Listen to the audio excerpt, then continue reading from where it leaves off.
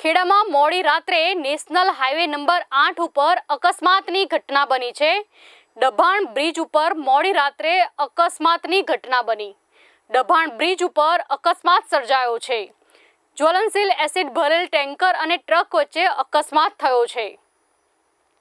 Dabhan bridge ઉપર અકસ્માતની ઘટના સામે આવી છે। અકસ્માતથી ટેન્કરમાંથી એસિડ લીક થવાનો મામલો સામે આવ્યો છે। ટેન્કરમાંથી એસિડ લીક થયું છે। ફાયર વિભાગે પરિસ્થિતિ પર કાબુ મેળવી લીધો છે। જી હા, ફાયર વિભાગે પરિસ્થિતિ ઉપર કાબુ મેળવી લીધો છે।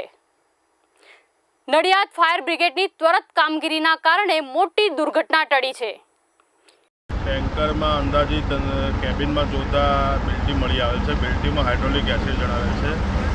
એમાં એવું માલુમ પડ્યું છે બરોડાથી કંઈક ભરીને આગળ જતી હતી। ડ્રાઈવર કોઈ અથોપતો છે નહીં, ચાવી બાવી અંદર મૂકી ગયો છે। હાઇડ્રોલિક એસિડનું લીકેજ હોવાથી અમારી ગાડી તાત્કાલિક મોડી રાત્રિના કોલ મળતા અહીં આવીને પાણીનો મારો ચલાવ્યો। હાઇડ્રોલિક એસિડનું જ્વલન વધારે હોવાથી ત્યાં પાણીનો મારો હાલ ચલાવી રહ્યા છે। કોઈ જાનહાનિ નહીં, પણ રસ્તામાં આવતા જોતા એક ટ્રકે ટેન્કરને ઠોકેલ છે।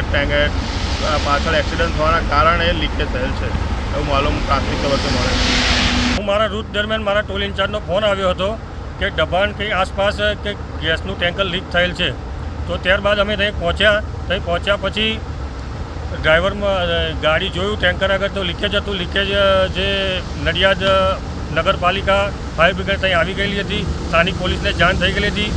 અમે આવીને ત્યાં ડાયવર્જન આપી અને ઓવરબ્રિજ રસ્તો બંધ કરેલો હતો। નહીં, કોઈને જાનહાનિ થઈ નથી। ટેન્કરનો ડ્રાઈવર હાલ ફરારમાં છે। પોલીસની જાણ થઈ ગયેલી છે।